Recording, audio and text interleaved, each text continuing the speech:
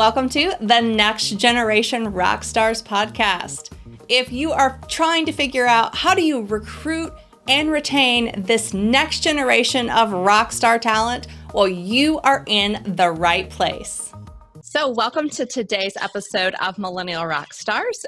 We have a really awesome, interesting guest to kick off season 2. We have Mr. Howard Behar, and you may know him from the world of Starbucks. So Howard, welcome to the show. Thank you very much. It's great to be here. All right. So Howard, why don't you tell the audience a little bit about yourself? Well, I'm not a millennial, or if I am, from the other millennium. I was born and raised in Seattle and grew up in retailing, and pretty much spent my whole life in consumer services or goods, and so which made me have to be a people person, whether I liked it or not. But fortunately, I had those instincts early on, and when I was in my mid 40s, I was trying to figure out what I was going to do with my life, and I met this young guy named Howard Schultz, who was about 10 years younger than I was, and he is the modern day founder of Starbucks. He actually didn't found the company, and he asked me to join Starbucks, and then my life changed forever after that, and it was an incredible ride, and uh, you know, you couldn't have predicted it. It's one of those things that just happens to you, when you're living your life. Right. I can't tell you I enjoyed every day of it, but pretty much I did. That's wonderful. Well, I think Howard's being a little humble here. You came into Starbucks as the VP of sales and Right. operations, and then you eventually helped them. You became the president, and you eventually helped them become the international Starbucks that we know today. They were a regional chain when you came in, correct? Yeah, very small. There were only 28 stores when I started. Yes. When I hired, there were 15,000. Now there's like 28,000. There are quite a few. But what I love about Starbucks is that you can go to anyone around the world and they have their own little community built in, and to the people that go there, along with the baristas and people working there. It's a small microcosm of a community, and it's fantastic. No matter how many stores Starbucks has, it can only be one, right? It's the one that you experience, and if that's not right, then it's right. And so, big is not an excuse for not being good. I agree. You have to take care of each individual human being, one customer at a time, one cup at a time. That's awesome. So you are a big believer in the idea of being a servant leader. Now, how does that concept come about for you?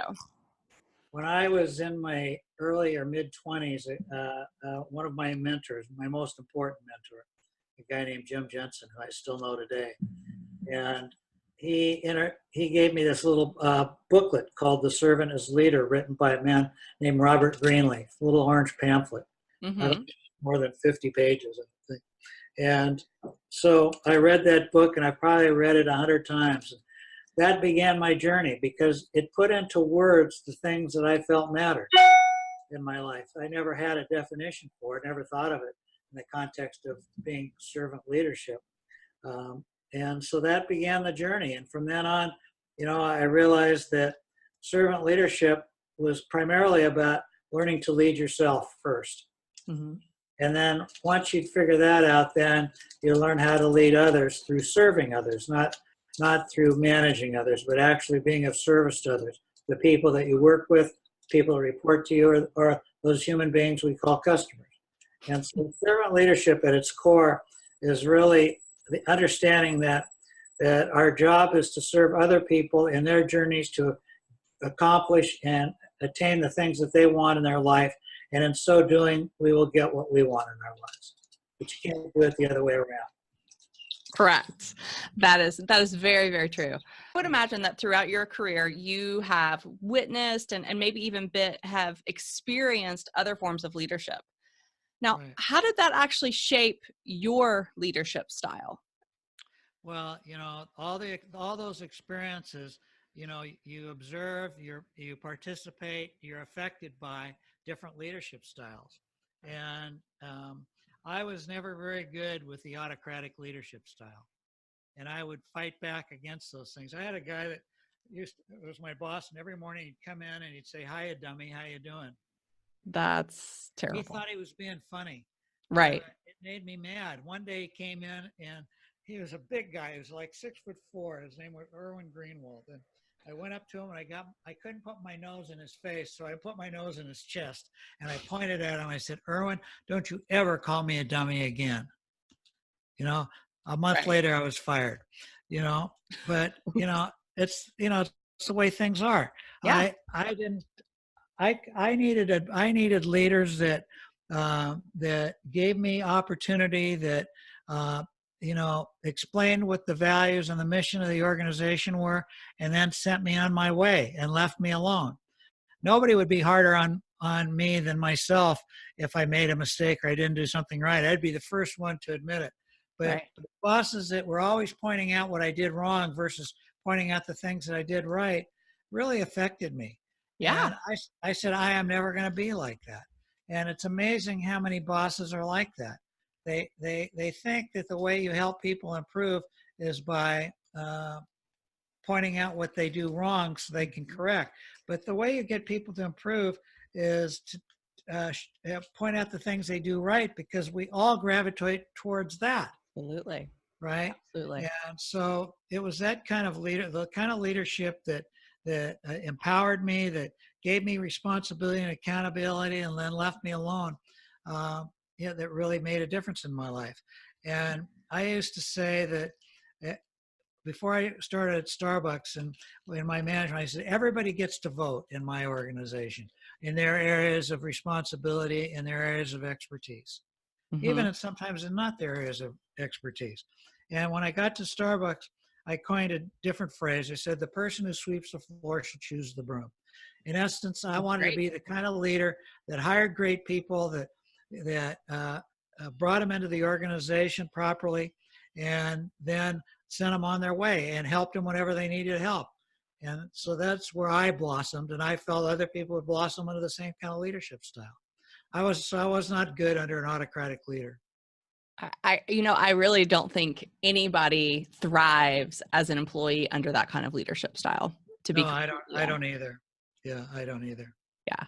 And that is something that I heard in season 1 of Millennial Rockstars. Every single millennial that was nominated to be on the show, they all mentioned in one form or another that they wanted the ability to go in and do their job and not be micromanaged, and really to be empowered to do what they were hired to do in the first place.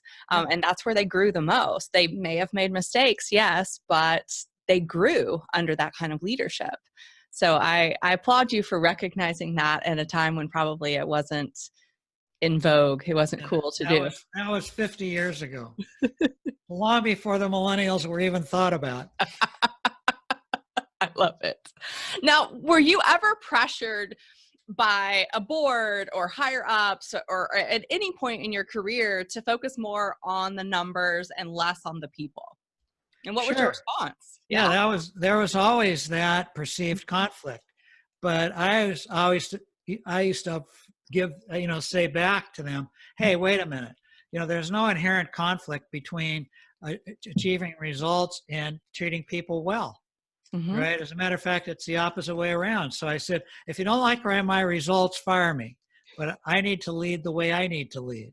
And that happened a lot of times. Mm-hmm. That, and I wasn't a soft leader. I wasn't a person that didn't hold people accountable. I did. I held myself accountable. I held others accountable. But I did it in a way that put people up, not put people down, because that's what I needed most. Absolutely. And so that's just the way that it was. But that's there all the time. It's amazing how many leaders, how many bosses, think that way. Mm-hmm. They think that I've given hundreds of speeches around the world. And how many times people say, well, that's too soft. How do you possibly get results? I said, I'll tell you what, I'm always willing to have a contest with you. Put me in your organization for a year and I'll show you how treating people well gets better results than the way you're doing it. Has anyone ever taken you up on that? Nobody's ever taken me up, because they know in their hearts what's right. Because see, it's leadership in organizations is exactly the same as relationships and families. Yes. I mean, does it really work to come home and tell your wife every day what they did wrong, No, right? it does not. Right? It doesn't, does it? No, it does It not. doesn't. Does it work to come home yelling and screaming all the time?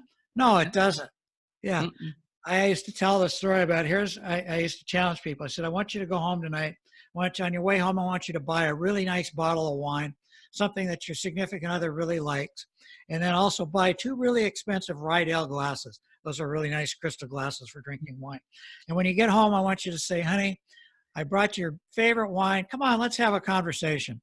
First of all, she or he will know something's wrong because you just did that. But so you sit down and you pour a nice little sip of wine and you look at it and you say, honey, this is your lucky day. This is going to be your annual performance review. And honey, you've done some things well and you've done some things wrong. And how well is that going to work? As your ass is bouncing out the front door, right? Because that's not the way relationships work at home or in business. No, you're absolutely correct. You are absolutely correct. Yeah. So we kind of touched on this before I turned on the recording, but in your opinion, what is the difference or what is the influence that millennials have brought into corporate America? Well, certainly technology. Right. Their familiarity with technology, their understanding of how to use technology, I think has been great. I think, I mean, it's like all new generations, they bring their point of view about the world and where the world is and how they think the organization should address the issues in the world. They're much more likely to attach to purpose than I think my generation was. We never talked about purpose.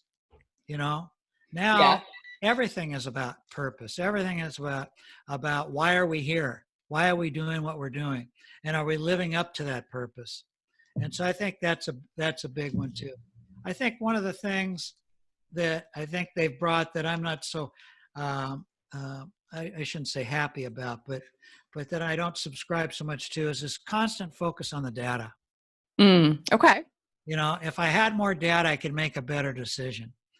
There are points in time where you don't need more data. What you need to do is look inside yourself, right, from a human perspective, and look at the people that you're serving from a human perspective and say, what's good for them? I would agree with that. I would agree wholeheartedly. And it's just, too much data. If your wife comes home one night and says, I'm not happy in my marriage, do you need any other points of data? You don't, do you? That's one point. You just had to listen to your wife. If you listen to your customers, you listen to the people that are working in your organization, you get enough data. People get lazy. They want this technology to solve their problems for them. They don't want to spend the time talking to people. Absolutely. I grew up without data. My data came from having to talk one-on-one to the people I was serving and to the people that worked in the organization. That's how I got my data. And it was much more human, and it gave me insights that you could never get by asking people questions on a computer. I agree. I completely agree. And it's really interesting. What I've seen is this generation has actually grown up being studied and, taking surveys and the tests, from day one. Yeah. And it's really interesting. You can hand them a survey to take, they can hand it back to you, and then you can ask them verbally the same questions. Yeah. And they don't always match up because they've been taught to take the test. They've been taught to, they're giving you the information they think you want, but in reality, when you're having an actual human-to-human conversation, sometimes that can change. And you're looking at somebody, they're in their eyes, and you see their face. You can sort out the wheat from the chaff real quickly. What's true and what's bullshit. Right. Use the expression. That's okay. That's okay.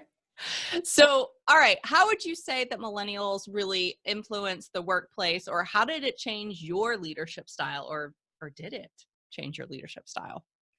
I don't think it really did. Yeah. I've been managing organizations for 53 years.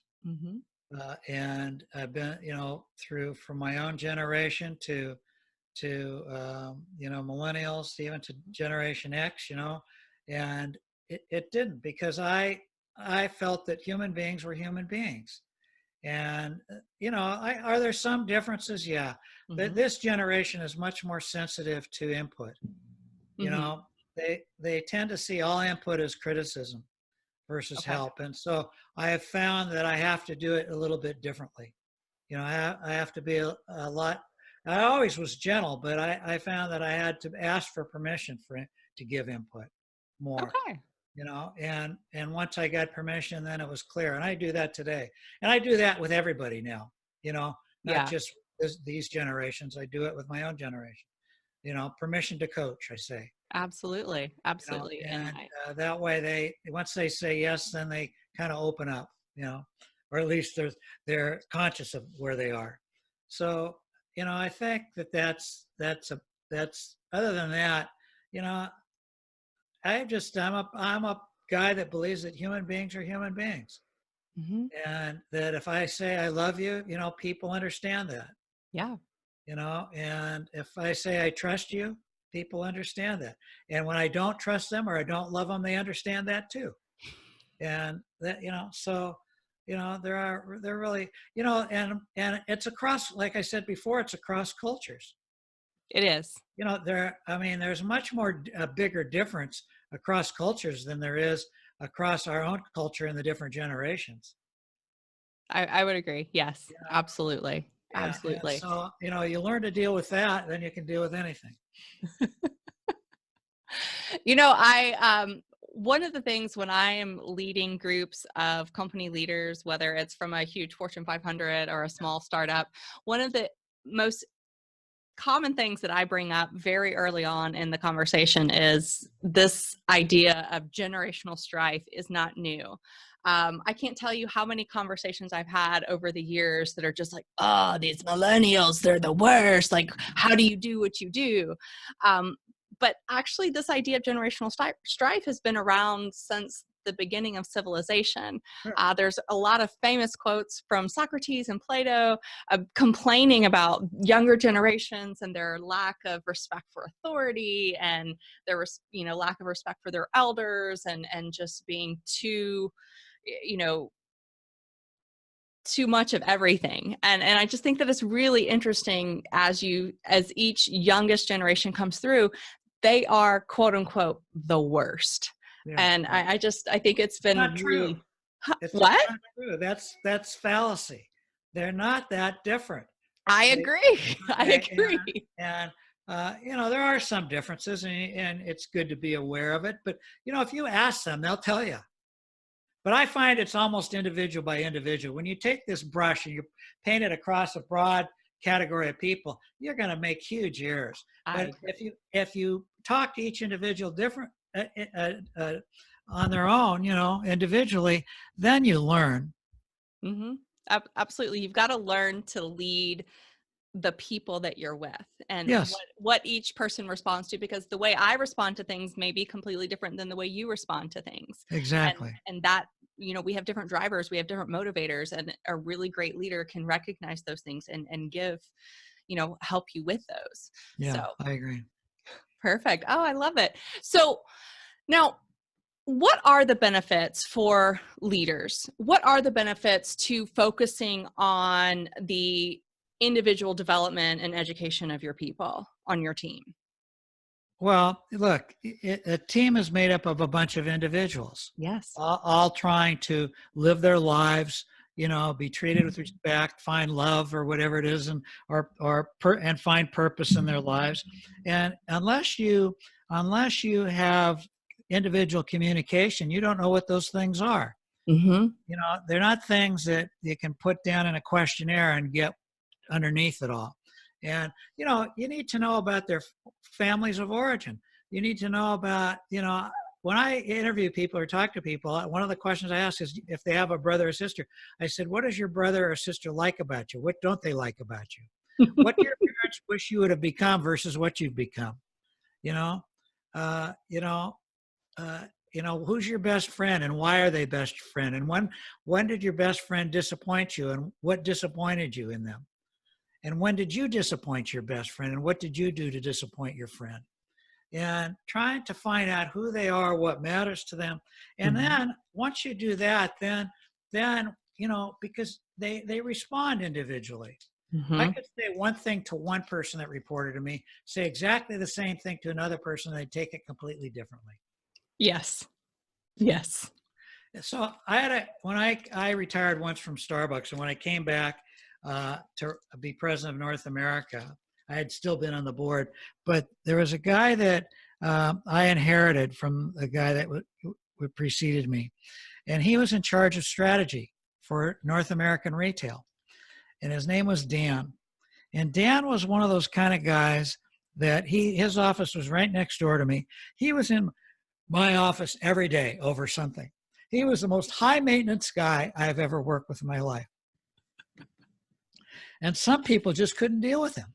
Right. But I always believed I wanted blonde haired, I wanted brown hair, I wanted blue eyes, green eyes, I wanted people that thought differently from the other people. I wanted what real diversity is about. Right. Diversity of thought. Yes. And so I learned to deal with Dan, and I figured out that he was a guy that just needed lots of caring, but he was the smartest guy on my team, without a question. He could see around corners like nobody else could see. Really? And yeah, he was the guy, he basically saved the food business at Starbucks. And, he wasn't always the most, people would complain that he would break a lot of glass, and he did. It wasn't that he didn't care about people, but that, he was only dealt 50 cards in the 52 card deck. And the 2 cards he was missing were these empathy cards. And so I had to work with him all the time on the empathy. Did I ever get him perfect? Not while he reported to me, but I still know him today, and he really has moved because he focused on it. Yeah. That's fantastic. Yeah, he really moved, but he did it because he wanted to. So I had lots of different people, and they all were different, and I had to know each one individually, what motivated them, what they cared about, where their strengths were, where their weaknesses were, and then help them. Absolutely. Be all they could be. That is fantastic. And what's even more fantastic is that he was able to accept the coaching from you, Well, if you can say anything to anybody, as long as it's with love in your heart and with caring, and people know that. They do. They feel it. If you constantly are beating people up, they're never going to listen to you. But, and 9 times out of 10, the conversations we were having were always positive. So I had a lot of rocks on that scale. So when I said, permission to coach, I had ears open and heart open, which is most important. Yes, because he was ready to accept whatever coaching we're going to bring. Yeah, I love that. So now in the past, and I've watched some other interviews that you've done in the past, you have actually said that Starbucks has a really great recruiting program. Yeah. Now, what do you think really sets it apart? I mean, what makes it so special? Well, we lead with purpose. Right? So that's the thing we talk about first. And the truth is that our recruiting program is our people. Yes. Right? That's what really works. In the early days, we weren't exactly so people focused. And I coined this phrase that we weren't in the coffee business serving people, we were in the people business serving coffee. Yes. And it took us time to really bring that into our organization. But once it was there, then, like Jim Collins says, people that didn't fit would eject themselves like a virus, like a bad virus. And it started to be that only the people that fit would start applying. And so our organization became, the recruiters. But it really was about purpose first. It wasn't about skill sets first. And it was about who the human being was first. It wasn't about what their skills were. Right. Because if you don't get the human side right, nothing else will happen. I don't care how smart you are. I don't care how technologically fit you are or proficient you are. It doesn't work. And we actually, we made lots of mistakes, bringing the wrong people into the organization, but the organization moved them out because they realized they didn't fit. And that it was all about, at the end of the day, how we treated each other. And the first guiding principle at Starbucks is that we treat each other with respect and dignity. And the last guiding principle was we recognize that profitability is essential to our future growth and success. That wasn't the first thing, it was the last thing. That's what came out of all the guiding principles. Yes. Yes, I agree. Yeah. One of the things, so I started my career as a recruiter at a major Fortune 500, and it was amazing. It was all about the skills. What's on the resume? What's on the resume? And I'm like, but if you can't work on a team, if you don't fit, this isn't going to work. And they're like, no, just focus on the skill. And it's amazing because it's still like that today. And I've been in the workforce for years, and I'm no longer a recruiter, but when I go in and work with these large companies, it's still very much, well, what's on their resume? And I'm like, you don't understand, like you need to really focus on the individual person, not what's on the skill set, but actually the individual person. How are they going to mesh? How are they going to mold? Skills can be developed, but personality and who they are as a human being, that's already there. That's already developed. And that determines the success or failure of an organization, and Absolutely. how healthy it is emotionally, and what your culture is. And, because the culture is a reflection of how you act, not what you say. Yes. And so if you bring people that don't fit into the organization, then people start to think, oh, that's how I need to behave. And then all of a sudden you get the culture you thought you had, you don't. And there's no question about it. Focus on the people side first.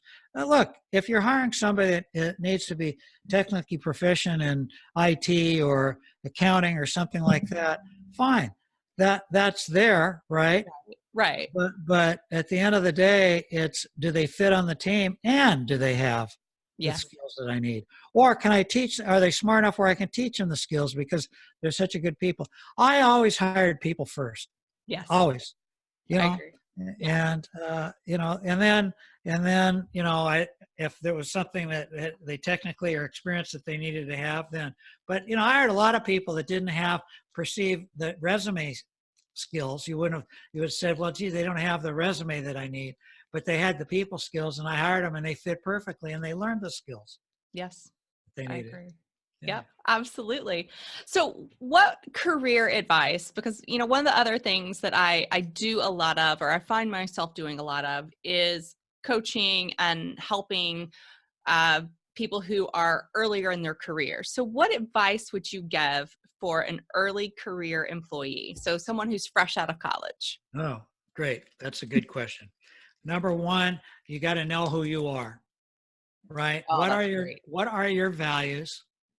Right? And define those values, and how do they inform the actions and the decisions you make in your life?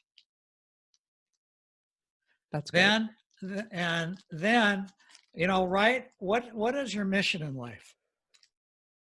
Remember, all these things are not written in stone. This does not have to be the rest of your life. They're not the 10 Commandments. They're things that you can change. But you need to know why you're here, or at least an idea of why you're here. I want to work. I want to help people, right? And I want to serve people that are in need, and that helps guide you. And then you use those things to decide what kind of organization that you want to work in. See, we're not after a job. We're trying to build a life. Yeah. We're trying to build a fulfilling life, which work is part of. And so you take your values and you overlay your values over the company's values, the organization's values.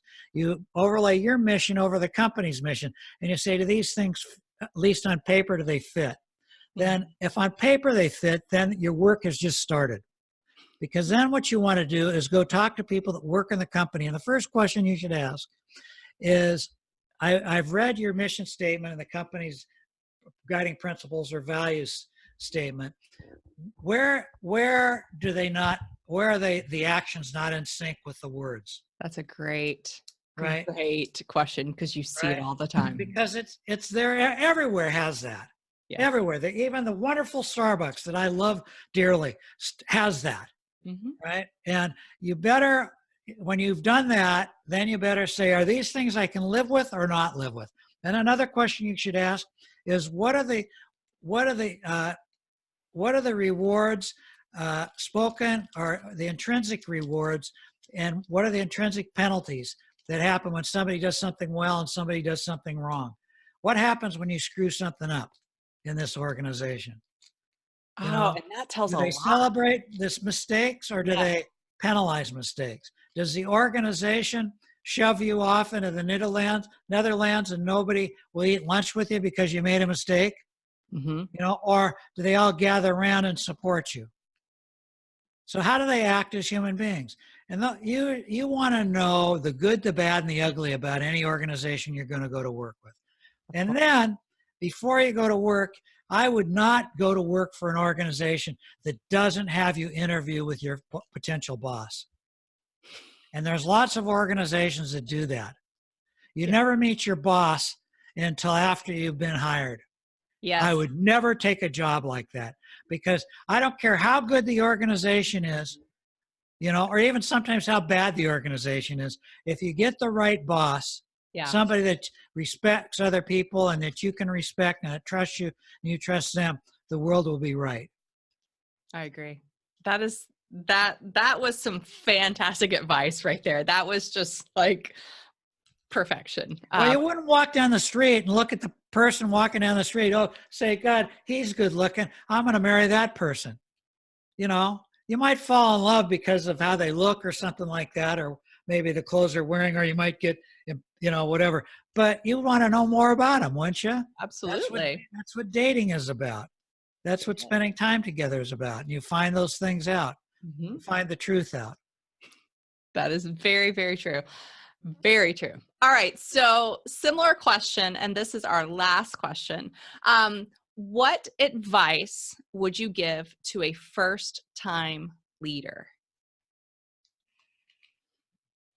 A first-time leader. Mm-hmm.